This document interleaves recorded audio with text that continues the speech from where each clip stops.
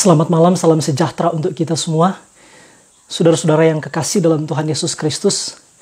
Pada saat ini saya mengajak kita semua, teman-teman baik yang menyaksikan ini maupun yang nanti akan menyaksikan ini untuk belajar satu bagian penting, merenungkan satu bagian penting di dalam Alkitab, yaitu dari Injil Markus pasal 15 ayat 33 sampai ayat 41.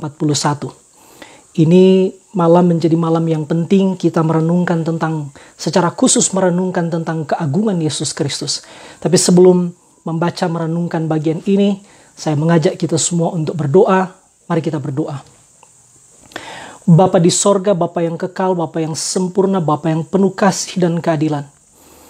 Kami mohon Engkau menolong kami semua untuk mengerti firman-Mu yang suci. Tapi juga Engkau menolong kami untuk hidup oleh pengertian-pengertian yang benar dari firman-Mu yang suci itu. Ampuni dosa kami Bapa, dengarkan doa kami yang kami bawa dalam nama Yesus Kristus. Satu-satunya Tuhan dan Juru Selamat kami berdoa. Amin. Bacaan Alkitab kita di malam ini, dan memang secara khusus ini akan direnungkan oleh Gemim pada besok hari, tapi saya kira ini bukan sebatas itu, tapi ini menjadi penting untuk kita semua sebagai orang Kristen untuk terus merenungkan keagungan Kristus. Saya mengajak kita membaca dari Injil Markus pasal 15, sekali lagi ayat 33 sampai ayat 41. Ditulis begini. Pada jam 12, kegelapan meliputi seluruh daerah itu dan berlangsung sampai jam 3. Dan pada jam 3 berserulah Yesus dengan suara nyaring, Eloi, Eloi, lama sabachthani, yang berarti, Allahku, Allahku, mengapa engkau meninggalkan aku? Mendengar itu, beberapa orang yang berdiri di situ berkata, lihat, ia memanggil Elia. Maka datanglah seorang dengan bunga karang, mencelupkannya ke dalam anggur asam, lalu mencucukkannya pada sebatang bulu, dan memberi Yesus minum, serta berkata, baiklah kita tunggu dan melihat apakah Elia datang untuk menurunkan dia. Lalu berserulah Yesus dengan suara nyaring dan menyerahkan nyawanya. Ketika itu, tabir bait suci terbelah dua dari atas sampai ke bawah. Waktu kepala pasukan yang berdiri berhadapan dengan dia melihat matinya demikian, berkatalah ia, sungguh orang ini adalah anak Allah. Ada juga beberapa perempuan yang melihat dari jauh, di antaranya Maria Magdalena, Maria ibu Yakobus muda dan Yoses, serta Salome. Mereka semuanya telah mengikuti Yesus dan melayaninya waktu ia di Galilea. Dan ada juga di situ banyak perempuan lain yang telah datang ke Yerusalem bersama-sama dengan Yesus. Nah, saudara-saudara yang kekasih dalam Tuhan Yesus Kristus, ada kesamaan penting dari keempat Injil. Injil Markus, Lukas, Matius, Markus, Lukas, Yohanes. Jadi ada kesamaan penting yang terdapat di dalam keempat Injil ini ketika menceritakan atau memberitakan tentang Yesus Kristus. Jadi kalau kita membaca keempat Injil ini, kita akan mendapati kesamaan itu adalah pada bagian-bagian awal, pada pasal-pasal pertama kitab Injil, mereka memang membicarakan tentang secara garis besar tahun-tahun atau 3,5 tahun atau katakanlah 3 tahun masa pelayanan Yesus. Lalu menjelang pasal-pasal akhir, semua penulis mulai berfokus pada 6 bulan atau bulan-bulan terakhir menjelang salib.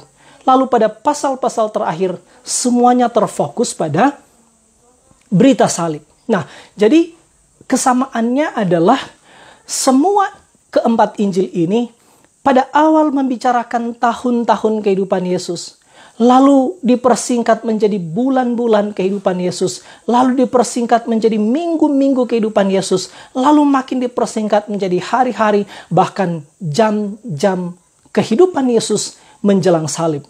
Jadi makin mendekat pada akhir penulisannya, makin terfokus pada salib Kristus. Nah, yang menarik adalah justru makin dekat dengan salib Kristus, penulisan Injil makin rinci, makin teliti pada kehidupan Yesus di seputar salib itu.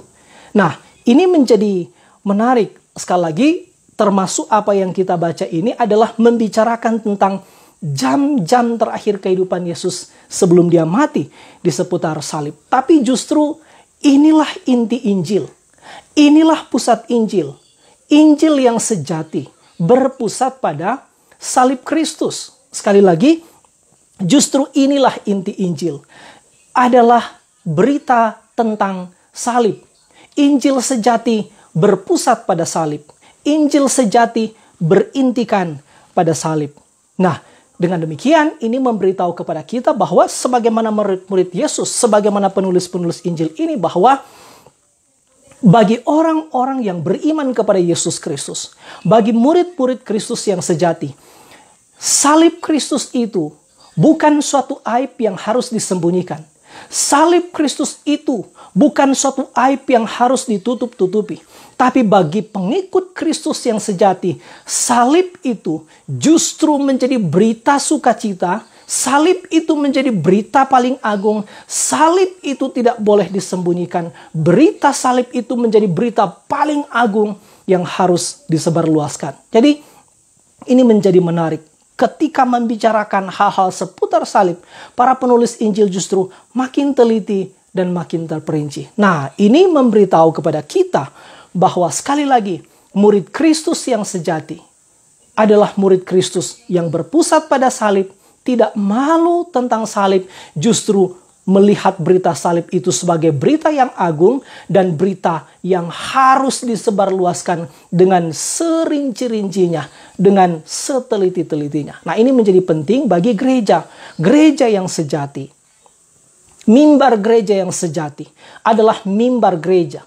Gereja yang sejati adalah gereja yang berpusat pada berita. Gereja yang sejati adalah gereja yang berpusat pada salib Kristus. Gereja yang sejati adalah gereja yang setia memberitakan Injil Kristus.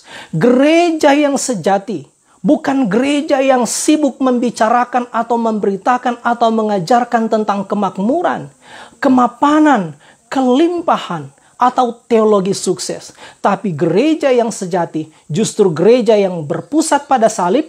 Gereja yang sejati, gereja yang setia memberitakan tentang salib Kristus. Gereja yang tidak lagi membicarakan tentang salib Kristus, justru dia bukan gereja yang sejati. Gereja yang tidak berpusat pada salib, pemberitaan-pemberitaan mimbar gereja yang tidak berpusat pada salib, itu bukan mimbar gereja yang sejati.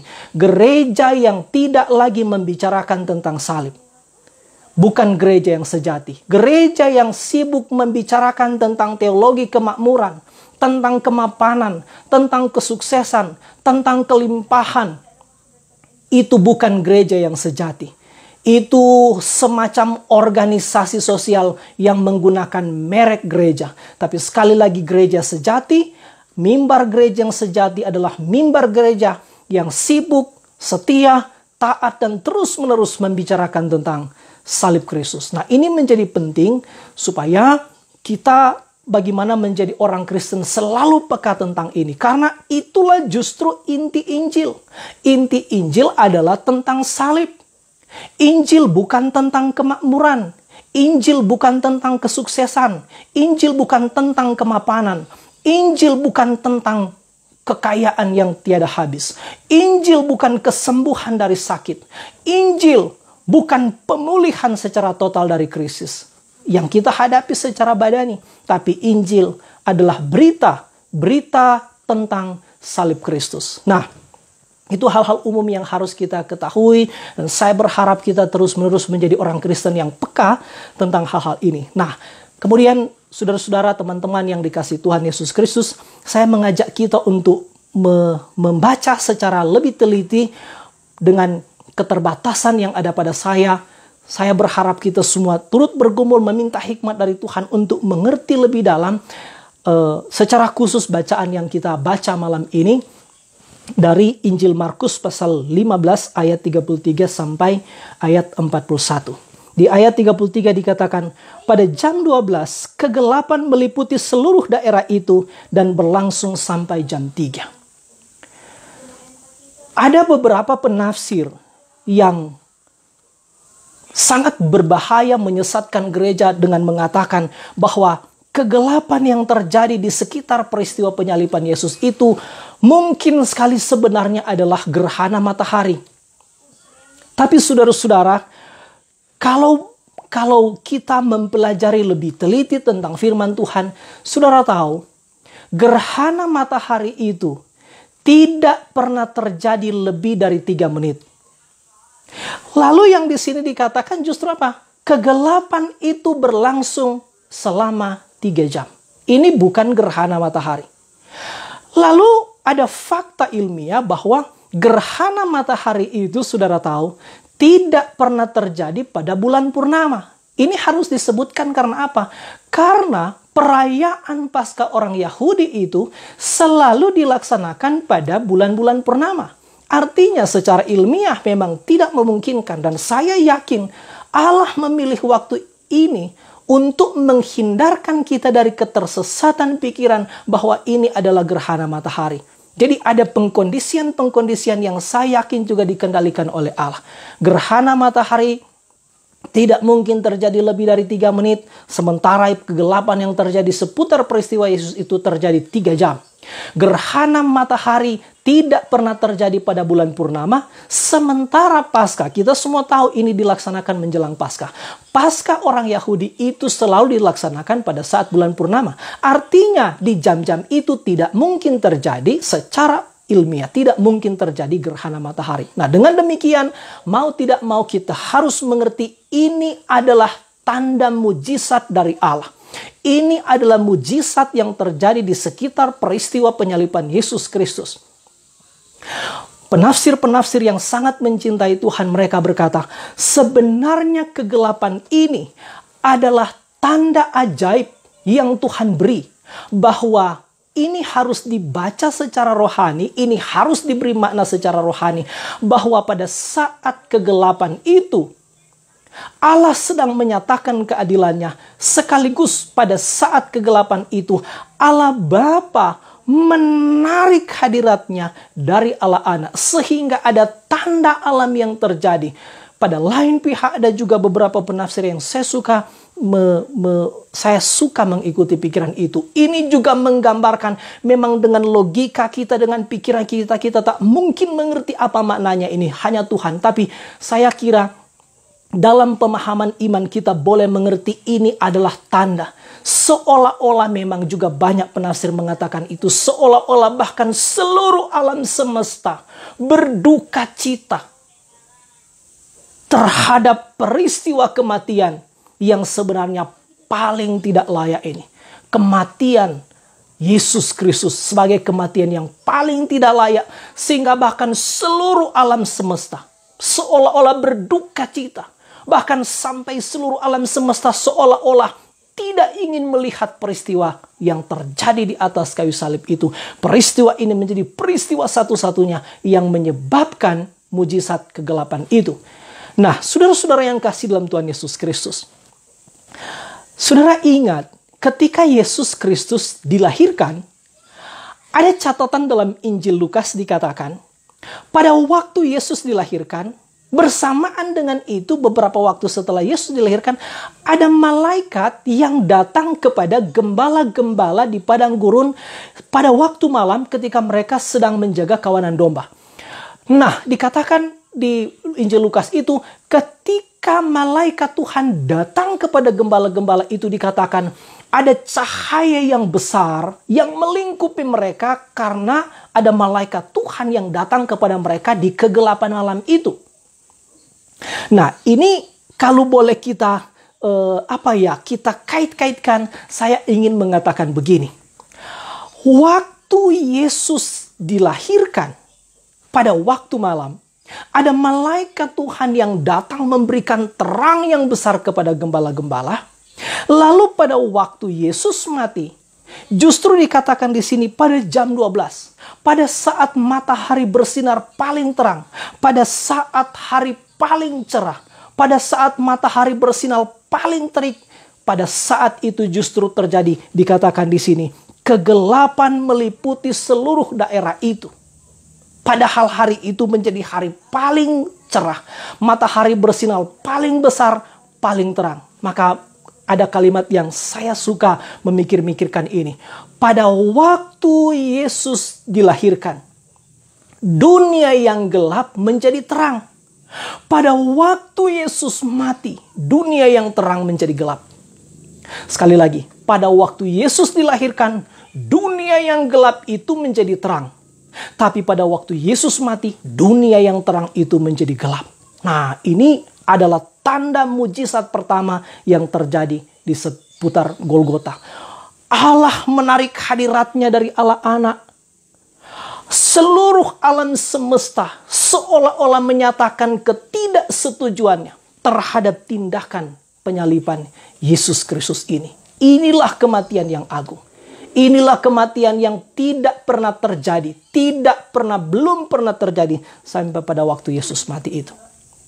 Nah, ini menjadi keagungan-keagungan yang ditunjukkan oleh Allah, oleh alam semesta terhadap peristiwa penyaliban Yesus Kristus yang memberitahu bahwa kematian Yesus Kristus ini memang kematian yang khusus, kematian yang istimewa, kematian yang agung.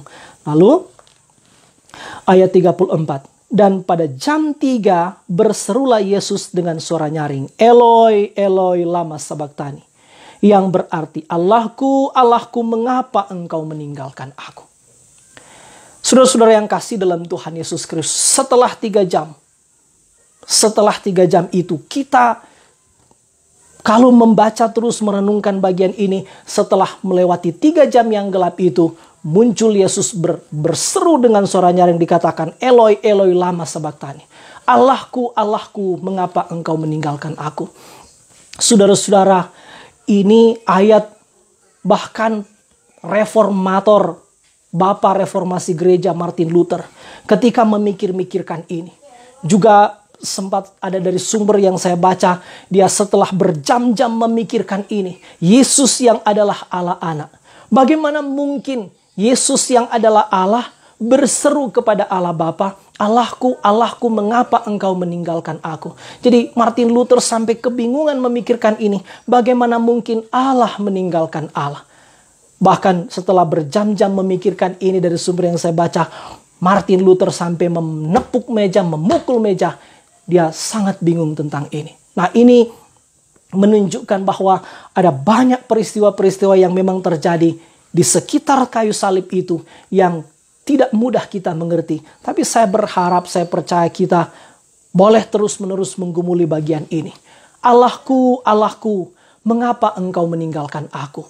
Memang ini kalimat sama persis dengan apa yang ditulis di dalam Mazmur pasal 22. Kalau saudara membaca di situ juga ada kalimat yang sama. Sehingga ada penafsir yang mempertanyakan, apakah Yesus mengutip Mazmur pasal 22 itu, atau Daud dalam Mazmur 22 itu yang diinspirasi oleh Roh Kudus untuk kemudian mengucapkan kalimat yang seperti yang diucapkan oleh Yesus. Tapi apapun penafsirannya, saya kira saya lebih setuju bahwa Daud itu diinspirasi oleh Roh Kudus untuk mengucapkan kalimat ini. Kalaupun kita mengatakan Yesus mengulang apa yang di Mazmur 22 itu, saya kira juga tidak salah karena toh itu adalah firman Tuhan. Tapi apa artinya kalimat ini? Ketika Yesus ada di kayu salib, kenapa misalnya Yesus tidak berteriak, murid-muridku, kenapa engkau meninggalkan aku? Atau misalnya dia berkata, Petrus, kenapa engkau meninggalkan aku? Atau misalnya tidak berteriak, Yudas, kenapa engkau mengkhianati aku? Atau berkata, Pilatus, kenapa engkau menjatuhkan hukum salib terhadap aku? Atau berkata, imam-imam kepala, kenapa kalian begitu jahat menjatuhkan hukuman terhadap aku? Justru ini menjadi kalimat yang paling penting. Ini menjadi kalimat yang sangat penting untuk dipikir-pikirkan. Allahku, Allahku, mengapa engkau meninggalkan aku? Sebenarnya kalimat ini adalah kalimat yang menggambarkan akibat yang paling menakutkan. Akibat yang paling mengerikan, akibat yang paling puncak, akibat yang paling dalam dari dosa. Akibat yang paling mengerikan, yang paling dalam, yang paling menakutkan, yang paling mengerikan dari dosa. Bukan waktu kita sakit, bukan waktu kita celaka, bukan waktu kita miskin, bukan waktu kita melarat, bukan waktu kita kehilangan hal-hal berharga dalam hidup kita, bukan waktu kita kehilangan orang-orang yang kita kasihi, tapi justru akibat yang paling mengerikan, akibat yang paling menakutkan, akibat yang paling mendalam, akibat yang paling puncak dari dosa adalah keterputusan hubungan dengan Allah. Akibat yang paling mengerikan dari dosa adalah keterpisahan hubungan dengan Allah. Akibat yang paling puncak, yang paling dalam dari Allah adalah ditinggalkan oleh Allah. Inilah sebenarnya yang harusnya paling ditakuti oleh semua orang. Dan waktu Yesus berseru, "Allahku, Allahku, mengapa engkau meninggalkan aku?" Saya yakin dan kita semua harus pahami. Kenapa misalnya waktu di bagian-bagian sebelumnya, sampai misalnya waktu Yesus berdoa di Taman Getsemani, dia memanggil Allah dengan Bapa. Bapa, Bapa, Bapa. Lalu di sini menggunakan kata Allah. Kenapa Yesus tidak menggunakan Bapakku, Bapakku, mengapa engkau meninggalkan aku? Ketika Yesus berbicara kepada Allah sebagai Bapa, maka itu dalam posisi dia sebagai Allah anak. Tapi ketika Yesus berbicara sebagai Allahku, Allahku, mengapa engkau meninggalkan aku? Ini berarti Yesus dalam kemanusiaannya sedang mewakili seluruh umat manusia. Dia sedang mewakili manusia. Jadi Yesus waktu berseru, "Allahku, Allahku, mengapa engkau meninggalkan aku?" Dia tidak berbicara dalam posisi sebagai Allah anak. Tapi dia berbicara sebagai manusia yang sejati yang sedang mewakili orang-orang yang dosanya sedang ditanggung oleh Yesus Kristus. Maka sekali lagi ini tidak sulit kita mengerti sebenarnya. Jadi tidak boleh kita pahami bahwa kita harus yakin dengan sungguh-sungguh bahwa persekutuan Tritunggal itu, persekutuan Allah Bapa, Allah Anak, dan Allah Roh Kudus itu tidak pernah terpisahkan dari kekal sampai kekal. Maka Allah Bapa tidak pernah meninggalkan Allah Anak, Allah Roh Kudus tidak pernah meninggalkan Allah Anak, begitu sebaliknya. Jadi ini tidak berarti bahwa Yesus Kristus sedang berbicara sebagai Allah Anak, sebagai pribadi kedua dari Allah Tritunggal. Ia di sini ketika berbicara, "Allahku, Allahku, mengapa engkau meninggalkan aku?" Dia sedang mewakili seluruh umat manusia. Jadi dia berbicara sebagai manusia, sebagai anak manusia, sedang mewakili seluruh umat manusia. Dan sebenarnya pada saat itu dia menanggung penderitaan yang paling puncak dari dosa, yaitu ditinggalkan oleh Allah. Saudara-saudara yang kekasih dalam Tuhan Yesus Kristus, kita memang tidak bisa serta-merta mengerti ini dengan pikiran kita. Kita harus membaca ini dengan iman. Sekali lagi, saya ulang kalimat tadi. Apa pentingnya kalimat "Allahku, Allahku, mengapa engkau meninggalkan aku"?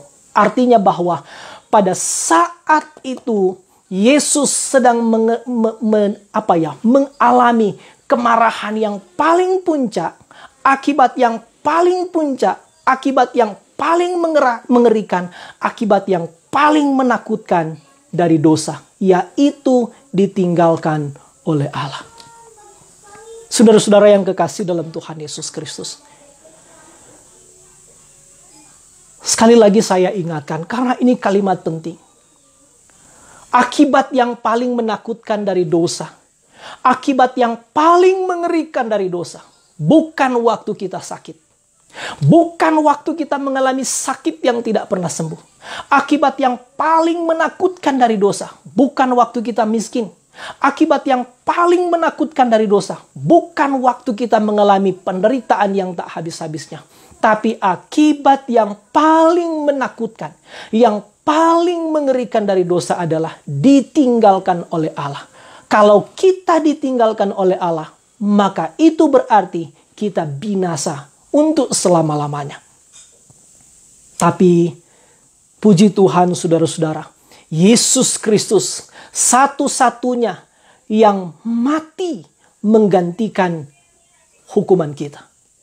Yesus telah memilih untuk menjadi penebus. Kematian Kristus itu, penderitaan yang dialami oleh Yesus Kristus adalah penderitaan pengganti. Kalau Yesus tidak memilih jalan untuk ditinggalkan oleh Allah, maka kitalah yang akan ditinggalkan oleh Allah.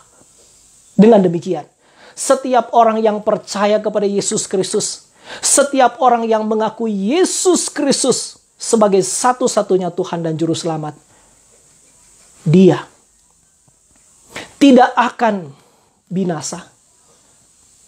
Saudara-saudara, justru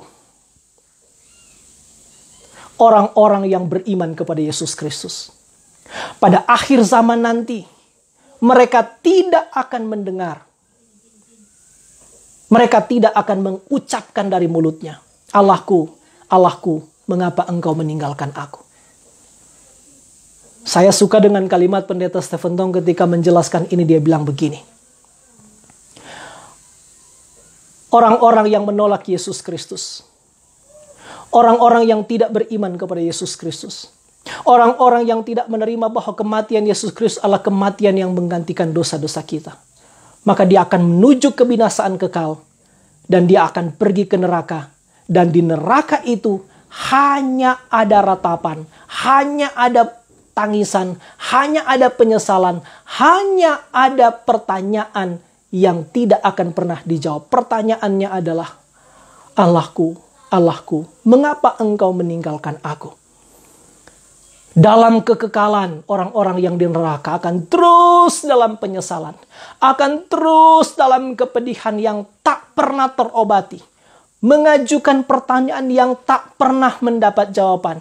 Mengapa aku berdosa? Mengapa aku tidak menerima Yesus Kristus? Mengapa aku terus-menerus menentang Kristus? Dan terus bertanya, Allahku, mengapa engkau meninggalkan aku? Itu pertanyaan orang yang ada di neraka. Tapi, Stephen Tong bilang, orang-orang yang beriman kepada Yesus Kristus, dia pada akhir zaman nanti, dia tidak akan bertanya, Allahku, Allahku, mengapa engkau meninggalkan aku? Tapi justru dia akan mendengar suara dari Allah berkata, anakku, anakku, aku tidak akan meninggalkan engkau. Karena Yesus telah ditinggalkan oleh Allah, supaya kita tidak ditinggalkan oleh Allah. Dan justru kita akan menerima mahkota kehidupan. Maka sekali lagi, Yesus waktu berseru, Allahku, Allahku, mengapa engkau meninggalkan aku? Dia sedang mengalami akibat yang paling menakutkan, yang paling mengerikan dari dosa. Nah, kita membaca ayat selanjutnya. Mendengar itu, beberapa orang yang berdiri di situ berkata, lihat, ia memanggil Elia. Ayat 36. Maka datanglah seorang dengan bunga karang, mencelupkannya ke dalam anggur asam, lalu mencucukkannya pada batang bulu dan memberi Yesus minum, serta berkata, baiklah kita tunggu dan melihat apakah Elia datang untuk menurunkan dia. Apa reaksi orang-orang yang mendengar itu? Mereka justru menghujat. Beberapa penafsir yang saya baca, mereka berkata, ini sebenarnya hujatan. Mereka menghujat dengan mulutnya, lihat, coba dengar, dia memanggil Elia. Mari kita lihat apakah Elia akan datang. Memang rupanya orang-orang Yahudi itu, orang-orang Israel itu ada kebiasaan dari beberapa sumber yang saya baca. Mereka mengharap setiap kali mereka mengalami penderitaan pergumulan, mereka selalu berharap Elia akan datang menolong mereka. Tapi kalimat-kalimat yang di sini bukan itu. Kalimat-kalimat di sini beberapa penafsir mengatakan ini sebenarnya kalimat penghujatan. Mereka justru menghujat Yesus. Ini gambaran dari orang-orang yang, kalau saudara kita di beberapa waktu yang lalu ketika saya membuat eksposisi terhadap bagaimana Yesus dalam perjalanan menuju salib, ada di sana dikatakan ada perempuan-perempuan yang menangis meratapi Yesus. Mereka sangat iba, mereka sangat bersimpati dengan Yesus ketika melihat penderitaan Yesus itu. Tapi yang terjadi di sini adalah ada orang-orang yang tidak peduli dengan penderitaan orang lain. Secara khusus di sini digambarkan justru orang-orang yang ada di situ, prajurit-prajurit itu, melihat Yesus menderita, melihat Yesus berteriak dengan sangat kesakitan, justru mereka mengolok-olok dia. Nah, ini sebenarnya bukankah juga ada orang-orang yang demikian di sekitar kita, bukan? Ada orang-orang yang, ya seperti saya pernah katakan, ada juga orang-orang Kristen yang memang senang melihat orang susah, susah melihat orang senang, susah melihat orang menderita. Orang-orang yang sudah lama Kristen pun, bahkan ada pemimpin-pemimpin agama yang justru seperti itu, sebagaimana yang digambarkan di Alkitab. Nah, jadi mereka justru menghujat Yesus ketika Yesus dalam penderitaan itu. Lalu bukan hanya menghujat dengan mulutnya, di sini dikatakan mereka menghujat dengan tindakannya ketika mereka memberikan anggur asam. Sebenarnya anggur asam yang mereka berikan kepada Yesus itu bukan sebagai tindakan belas kasih. Tapi beberapa penafsir mengatakan ini sebenarnya semacam hasrat dari mereka untuk memperpanjang hidupnya sekaligus memperpanjang penderitaannya. Mereka memang sangat berhasrat, sangat senang melihat Yesus menderita. Padahal memang saudara, kalau kita membaca di ayat sebelumnya, misalnya di ayat 23, pasal 15 ayat 23 dikatakan, lalu mereka memberikan anggur bercampur mur kepadanya, tetapi ia menolaknya. Jadi pada 3 jam sebelum itu, pada pagi dikatakan pada jam 9 waktu Yesus akan disalibkan, memang mereka sempat memberikan anggur bercampur mur, tapi dia menolak. Nah, tapi di sini, jadi waktu di awal-awal itu, saya pernah memberi penjelasan ini, kenapa waktu di awal, waktu Yesus baru akan disalibkan, mereka memberikan anggur bercampur mur, dikatakan, dia menolak. Artinya, Yesus, saudara tahu, anggur bercampur mur itu sebenarnya semacam semacam bius. Jadi kalau orang minum itu akan semacam menghilangkan sedikit, mengalihkan perhatian dari rasa sakit. Tapi Yesus dikatakan menolak. Artinya apa? Yesus tidak mau memanipulasi perasaannya dengan anggur itu. Dia dengan sangat rela, dia betul-betul dalam kesadaran menjalani penderitaan itu. Tapi di sini waktu dikatakan mereka memberikan anggur asam, dia meminumnya. Nah, ini menggambarkan tentang beberapa penafsir juga mengatakan ini sebenarnya juga gambaran tentang betapa Yesus sampai pada titik ini betul-betul mengalami kehausan yang luar biasa.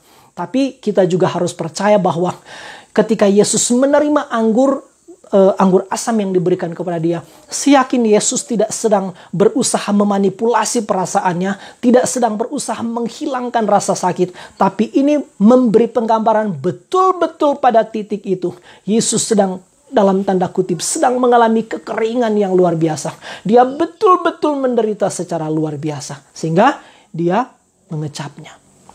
Lalu ayat 37 dikatakan, lalu berserulah Yesus dengan suara nyaring dan menyerahkan nyawanya. Lalu berserulah Yesus. Apa yang diserukan Yesus? Kalau kita membandingkan Yohanes pasal 19 ayat 30, saudara, di sana dikatakan setelah Yesus meminum anggur itu, Yesus berseru, sudah selesai. Nah, jadi di sini memang tidak muncul apa seruan terakhir Yesus. Di pasal 15 ayat 37 hanya dikatakan, lalu berserulah Yesus dengan suara nyaring.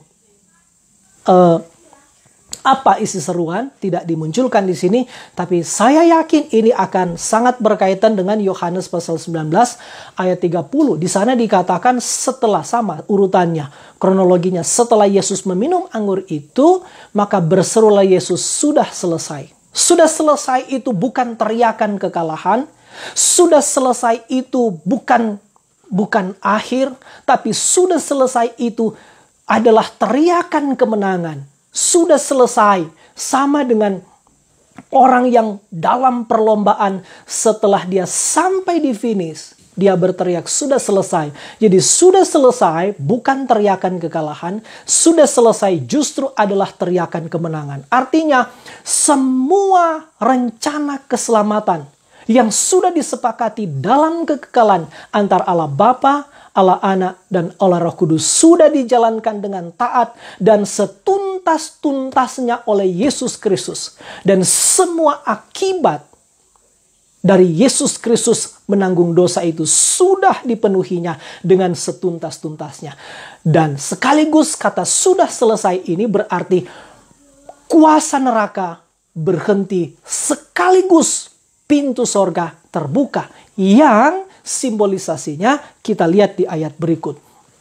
Ketika itu tabir bait suci terbelah dua dari atas sampai ke bawah. Tapi sebelum itu saudara, ada hal menarik yang harus kita perhatikan dalam ayat 37. Dikatakan begini, lalu berserulah Yesus dengan suara nyaring dan menyerahkan nyawanya. Nah, perhatikan di sini saudara, muncul kata menyerahkan nyawanya. Jadi kematian Yesus itu bukan karena keinginan manusia. Penyebab Yesus mati bukan karena dia telah dipukul sampai menderita, bukan karena dia telah dicambuk dan badannya luka, bukan karena dia telah ditombak dan mengeluarkan darah dan air. Tapi yang menarik di sini dikatakan Yesus mati karena dia sendiri yang menyerahkan nyawanya. Jadi bukan manusia yang mematikan dia. Artinya bukan hal-hal yang secara alami, bukan faktor-faktor dari luar yang menyebabkan dia mati. Iya, bahwa pemuka-pemuka agama, pemimpin-pemimpin politik, prajurit-prajurit yang ikut terlibat dalam peristiwa penyaliban Yesus itu, mereka berbagian atau menjadi bagian dalam penderitaan Yesus. Tapi kematian Yesus bukan disebabkan oleh hal-hal itu. Karena di sini dikatakan, selalu berserulah Yesus dengan suara nyaring dan menyerahkan nyawanya. Yesus pernah mengatakan, aku berhak memberikan nyawaku, tapi aku berhak mengambilnya. Tidak ada pihak manapun yang boleh mengambilnya, mengambil hidup Yesus, mengambil nyawa Yesus kalau dia tidak mau memberikannya. Artinya apa? Artinya sekali lagi, kematian Yesus Kristus adalah kematian karena kerelaan Yesus yang menginginkan ini. Ini jalan yang memang dikehendaki oleh Yesus Kristus. Supaya kita jangan berpikir sekali lagi bahwa Yesus mati karena ditikam, karena dibunuh, karena ada orang-orang yang membunuh. Saya katakan tadi, orang-orang yang ada di sekitar peristiwa penyaliban Yesus, betul, benar, mereka terlibat, tapi keterlibatan mereka, keterlibatan dalam penderitaan. Tapi di sini mengatakan, Yesuslah yang menyerahkan nyawanya. Dia yang menyerahkan, dia yang memberikan. Bukan diambil. Nyawanya tidak diambil dari dia. Hidupnya tidak diambil dari dia. Karena tidak ada kuasa manapun, tidak ada pihak manapun yang boleh mengambil nyawanya, mengambil hidupnya. Yesuslah yang memberikannya. Artinya dia secara sengaja, dia yang rela memberikan nyawanya. Karena apa? Karena mengasihi kita. Mengasihi engkau dan saya. Yesuslah yang memang sengaja memilih jalan ini. Dia menyerahkan nyawanya. Setelah dia mati, maka muncul tanda ajaib yang kedua. Yaitu apa? Dikatakan di ayat 38. Ketika itu, jadi setelah Yesus mati, ketika itu tabir bait suci terbelah dua dari atas sampai ke bawah. Ada informasi yang mengatakan, saudara, tabir bait Allah itu maksudnya adalah tabir atau tirai. Yang saya baca informasinya ukurannya 20 kali 10 meter. Besar. Tirai itu adalah tirai yang membatasi antara ruang suci dan ruang maha suci. Saudara tahu, dalam tradisi bait Allah, tradisi orang Yahudi, yang boleh masuk ke ruang maha suci itu adalah hanya imam kepala. Dia boleh masuk di situ 1 kali 1 tahun, mewakili seluruh umat, lalu dia membawa darah domba. Tapi Jadi ruang maha suci itu adalah gambaran tentang hadirat Allah. Tidak boleh ada orang yang masuk di situ. Tidak boleh ada orang yang diizinkan masuk di situ kecuali imam kepala atas seizin Allah.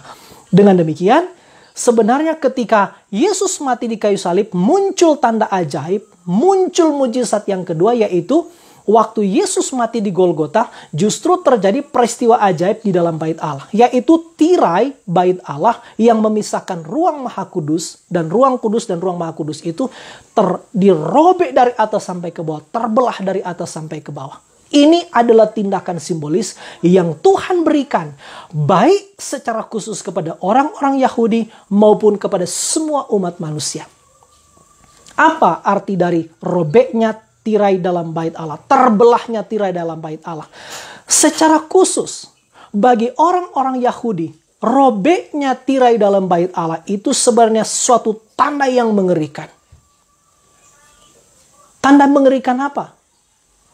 Karena memang tidak lama sesudah peristiwa penyaliban itu, bukan hanya tirai bait Allah yang robek, tapi bahkan bait Allah itu dihancurkan. Pada sekitar tahun 70 Masehi, bait Allah Yerusalem itu yang dianggap kudus, dianggap sakral, dianggap tempat persekutuan umat dengan Tuhan, justru dihancurkan oleh pasukan Romawi pada sekitar tahun 70 Masehi. Jadi ini sebenarnya suatu tanda yang mengerikan. Tapi tanda rohani yang lain adalah ini simbolis. Ini tindakan simbolis yang Allah tunjukkan bahwa ketika Yesus mati di atas kayu salib, tanda yang Tuhan beri adalah tirai di dalam bait Allah, yaitu tirai yang membatasi ruang kudus dan ruang maha kudus. Ruang maha kudus itu adalah gambaran tentang hadirat Allah. Ketika tirai dalam bait Allah itu robek, maka berarti tidak ada lagi penghalang untuk datang ke hadirat Allah. Artinya ini pesan simbolis yang diberikan oleh Allah bahwa melalui kematian Yesus Kristus, jalan menuju hadirat Allah itu terbuka. Jalan menuju sorga itu dulu tertutup, tapi sejak Yesus mati, maka jalan itu terbuka. Itu sebabnya Yesus mengatakan, tidak ada orang datang kepada Bapa kalau tidak melalui aku. Tidak ada orang boleh datang kepada Bapa kalau tidak melalui aku. Akulah jalan dan kebenaran dan hidup. Yesus Kristus bukan salah satu jalan. Yesus Kristus adalah satu-satunya jalan. Saudara-saudara, saya pernah berulang-ulang mengatakan di banyak tempat, termasuk di status-status dalam media sosial. Ketika hari-hari ini, beberapa tahun ini, memang terus dikembangkan apa yang disebut pluralisme agama. Tapi ada bahaya yang muncul dalam teologi pluralisme, yaitu menganggap bahwa Yesus Kristus itu juru selamat, iya. Tapi Yesus Kristus bukan satu-satunya juru selamat. Dalam teologi pluralisme dikatakan, Yesus itu hanya salah satu jalan keselamatan. Ada banyak jalan menuju sorga. Seperti ungkapan, banyak jalan menuju Roma. Tapi ini ajaran yang sesat. Ini ajaran yang sangat berbahaya. Karena itu sebenarnya pluralisme adalah sebenarnya mengandung bahaya. Kita harus menghormati kemajemukan agama. Iya, orang Kristen tidak boleh membenci agama-agama lain. Tidak pernah ada ajaran dari Yesus Kristus bahwa orang yang membenci Yesus Kristus, orang yang tidak beriman kepada Yesus Kristus, harus kita benci, harus kita musuhi. Ini bukan ajaran Kristen. Gereja tidak boleh membenci agama-agama lain.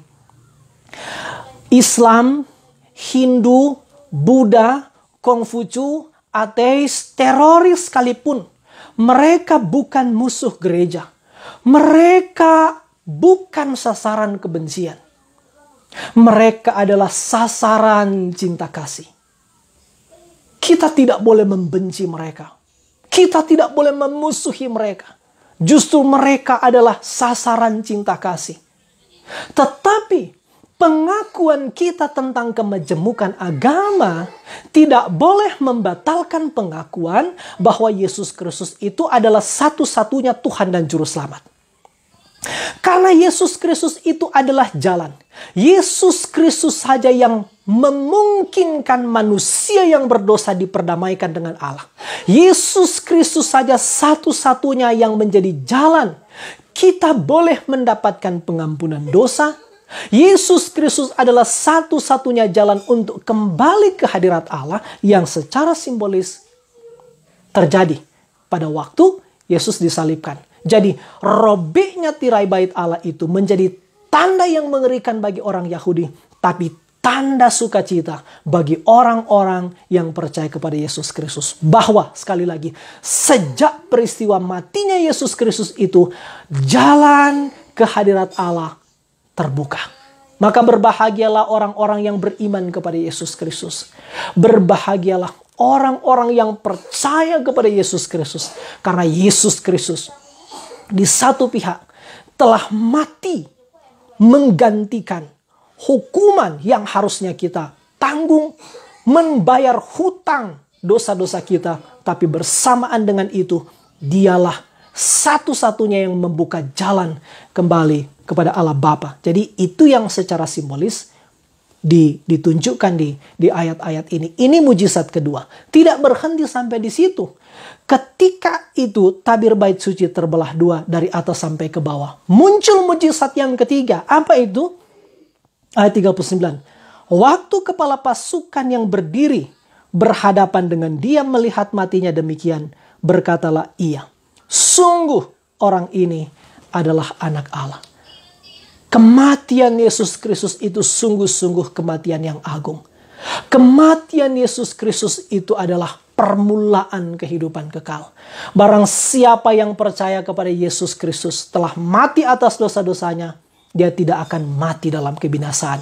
Justru dia akan menerima jaminan hidup kekal. Inilah kematian yang agung. Tapi ada tanda berikut yang menarik untuk kita perhatikan, dikatakan di sini.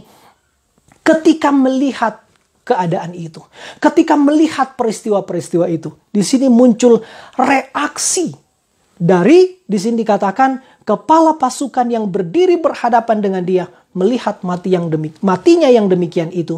Maka berkatalah ia, sungguh orang ini adalah anak Allah.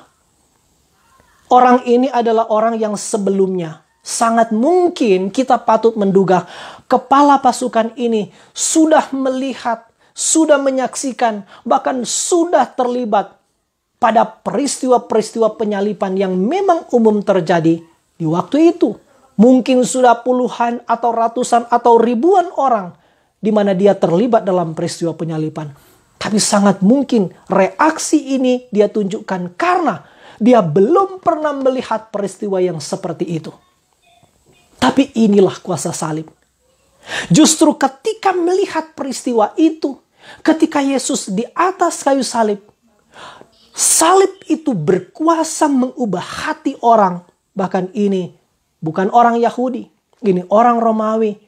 Dalam istilah lain, dia orang kafir. Tiba-tiba keluar dari mulutnya.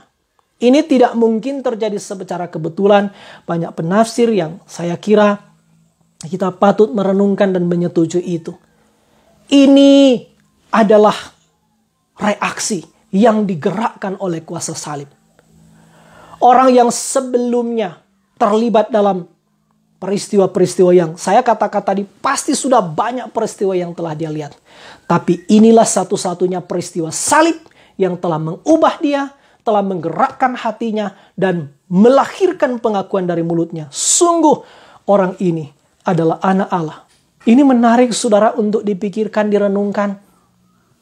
Justru yang mengubah orang ini, yang membuat dia mengaku Yesus adalah anak Allah, bukan mujizat ketika misalnya dia diubahkan, hatinya berubah. Pengakuan bahwa Yesus anak Allah itu bukan lahir pada saat misalnya dia melihat Yesus melakukan mujizat berjalan di atas air.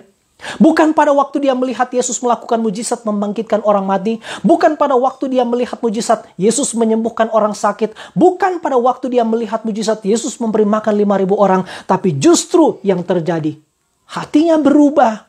Pengakuan imannya lahir pada saat melihat Yesus yang tersalib. Nah, ini menarik. Ini yang penting sekali. Berapa banyak orang yang seolah-olah, banyak juga orang-orang Kristen yang hanya mengakui Yesus anak Allah kalau dia boleh melihat mujizat. Iman menjadi berapi-api. Iman menjadi seperti sangat bergairah ketika melihat kesembuhan. Ketika melihat pemulihan. Ketika melihat penderitaan berakhir. Ketika melihat doa-doa dijawab. Ketika melihat kelimpahan. Tapi waktu melihat penderitaan, seolah-olah imannya juga hancur. Saya kira ini menjadi penting untuk terus diperhatikan. Yang mengubah orang ini, sekali lagi, justru waktu dia melihat Yesus yang tersalib. Apakah yang mengubah hati saudara? Apakah yang membuat saudara mengaku Yesus anak Allah? Apakah karena saudara memiliki kekayaan? Apakah karena saudara boleh disembuhkan dari sakit? Apakah karena saudara boleh mendapatkan jabatan? Apakah karena saudara mendapatkan kelimpahan? Apakah karena saudara mendapatkan kesuksesan? Lalu saudara setia dalam iman? Orang ini menginspirasi kita. Bukan hal-hal itu yang mengubah hatinya. Bukan hal-hal itu yang membuat dia mengaku Yesus Kristus anak Allah. Tapi justru salib. Inilah iman yang sejati. Bagaimana dengan kita? Iman yang sejati adalah iman yang berpusat pada salib. Iman yang sejati adalah iman yang berpusat pada salib. Iman yang sejati adalah iman yang meninggikan salib. Iman yang sejati adalah iman yang sekali lagi saya katakan ulang, berpusat pada salib. Sekaligus saya mengingatkan yang saya katakan di awal-awal tadi. Ada berapa banyak gereja yang tidak lagi setia memberitakan tentang salib? Ada berapa banyak mimbar gereja yang tidak lagi menjadi tempat untuk memberitakan kuasa salib? Justru mimbar-mimbar gereja, ada banyak gereja, ada banyak pengkhotbah yang justru membicarakan tentang kemakmuran, justru membicarakan tentang kesuksesan, membicarakan tentang kemapanan, membicarakan tentang kekayaan. Orang beriman kepada Yesus Kristus pasti kaya, pasti lancar. Orang beriman kepada Yesus Kristus pasti sakitnya sembuh. Makin jarang membicarakan salib. Justru tanda gereja yang sejati. Justru kuasa yang dapat mengubah orang. Bukan berita tentang kemakmuran. Bukan berita tentang kelimpahan, kekayaan. Bukan berita tentang kesuksesan. Tapi yang bisa mengubah hati orang adalah kuasa salib. Berita tentang salib Kristus. Mari kita menjadi orang-orang Kristen yang peka. Ayat 40. Ada juga beberapa perempuan yang melihat dari jauh. Di antaranya Maria Magdalena, Maria ibu Yakobus muda, dan Yoses serta Salome. Mereka semuanya telah mengikuti Yesus dan melayaninya waktu ia di Galilea. Dan ada juga di situ banyak perempuan lain yang telah datang ke Yerusalem bersama-sama dengan Yesus. Menarik, justru di sini penulis Injil Markus memberi sorotan khusus kepada perempuan-perempuan ini. Ketika murid-murid yang lain, ketika laki-laki, murid-murid yang laki-laki itu telah pergi, telah lari meninggalkan Yesus. Entah mereka kemana, tapi justru Injil, firman Tuhan, buku sucinya mencatat orang-orang ini adalah orang-orang yang terus-menerus mengikuti Yesus. Tidak hanya mengikuti Yesus waktu dia melakukan mujizat-mujizat kesembuhan, mujizat berjalan di atas air, memberi makan 5.000 orang, membangkitkan orang mati, menyembuhkan orang sakit, menyembuhkan orang lumpuh, menyembuhkan orang-orang yang mengalami penderitaan.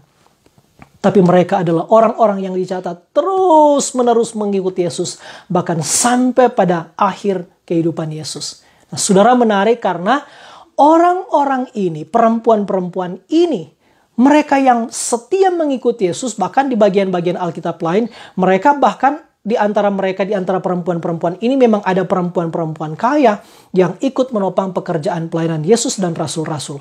Mereka mengikuti Yesus sampai pada detik-detik di atas kayu salib. Sampai pada saat Yesus mati di atas kayu salib, mereka menyaksikan peristiwa-peristiwa itu. Dan yang menarik saudara tahu adalah perempuan-perempuan itu juga yang pertama menjadi saksi kebangkitan Yesus. Nanti kita akan bicarakan ini pada Paskah. Perempuan-perempuan inilah yang pertama kali mendapat kabar dari malaikat bahwa Yesus telah bangkit. Perempuan-perempuan inilah yang pertama kali mendapat pemberitahuan dari malaikat bahwa Yesus sudah bangkit, sekaligus perempuan-perempuan inilah yang pertama kali mendapat penugasan pergi, beritakan kepada murid-murid bahwa Yesus telah bangkit. Ini memberi makna penting kepada kita.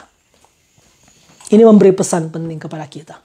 Barang siapa terus setia mengikuti Yesus, barang siapa tetap taat mengikuti Yesus, baik waktu mengalami kesenangan maupun kesusahan, barang siapa tetap taat mengikuti Yesus dalam keadaan apapun, dia akan mendengarkan, menikmati, mengalami peristiwa paling bersuka cita. Orang-orang yang taat mengikuti Yesus sampai akhir kehidupannya dalam keadaan apapun, mereka akan mengalami, menerima, menikmati mahkota kehidupan kekal. Saudara-saudara yang kekasih dalam Tuhan Yesus Kristus, sekali lagi saya katakan, ini ayat-ayat terus menginspirasi kita. Bagaimana dengan kita? Kita melihat keagungan-keagungan dari Yesus Kristus, termasuk peristiwa-peristiwa yang digambarkan di sini. Terus menginsafkan kita, terus mengajar kita. Berita salib bukan aib. Berita salib adalah berita yang agung. Berita salib bukan berita yang harus ditutup-tutupi. Berita salib adalah berita yang harus terus disebarkan. Jangan malu membicarakan tentang salib. Jangan malu menceritakan tentang salib. Teruslah mengikuti Yesus. Orang-orang yang terus mengikuti Yesus sampai pada akhir kehidupannya, mereka layak menerima mahkota kehidupan kekal. Saya berhenti sampai di sini. Tuhan Yesus memberkati. Amin.